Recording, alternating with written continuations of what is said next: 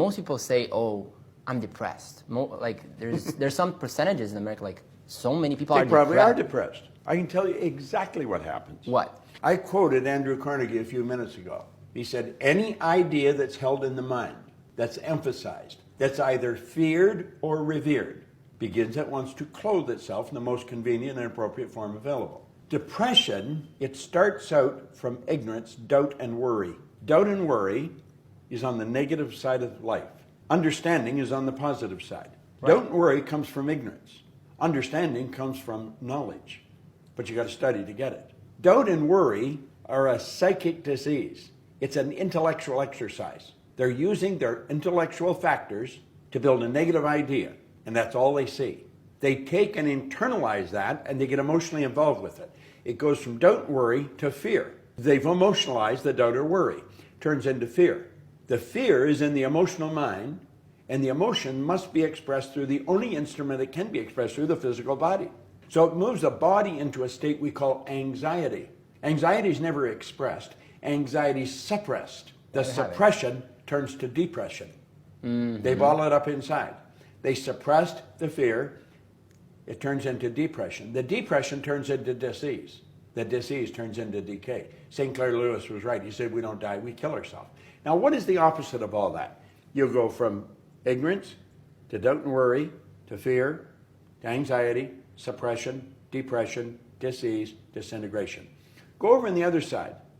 You go from understanding to emotional state called faith. You just know it's going to move into form because you understand the law. Faith isn't believing something you can't see. Strange thing about faith and fear, they both demand you believe something you can't see. Why would people choose fear over faith? Because they're ignorant. So you go from understanding to faith. The faith manifests on the physical plane, not as anxiety, as well-being. The well-being is not suppressed, it's expressed. And the expression turns to acceleration. You're building energy. And that is because there's no dis-ease, you're at ease. And that turns into creation, not disintegration. It's all a mental trip that they're building. Now they go to the doctor gives them Valium or some kind of drug to cool them out. He gets them numb so they don't know what the hell they're doing. I could show anybody how to overcome depression if they'll do it, but they got to do it. And that's where repetition comes in. I heard a beautiful story about how we're always treating the effect and now we're not reinforcing the cause and what makes stuff happening. And there was this beautiful story about if you have a cocoon in which inside there's an animal that wants to get out of it, right? What people do is like, oh, this thing it's hurting, it's trying to get out, give him Valium, basically what we're doing with humans. So if you would do that, you would not only hurt the living thing, but you will also stop the growing process. Yeah. So I think so many people look at adversity like it's, oh, adversity, go away, repression, fear, all this stuff. When it's something good, makes you grow, makes you become someone better. Well, like he says, in every adversity has within it the key to something great. Problems are nothing but opportunities. You just got to look at it, figure, I'm going to figure this out, you know. They're not bad things, they're good things. We're conditioned, first of all. If you stop and think, where'd we come from? There's a little particle of energy from mom, a little particle of energy from dad. That's the moment of conception. And then an attractive force is set up. All of mom's DNA and all of dad's DNA, all their belief is locked up in those cells. All their conditioning. 280 days later, you make your debut on the planet. You're born. Then, and your subconscious mind is wide open. It's like that glass.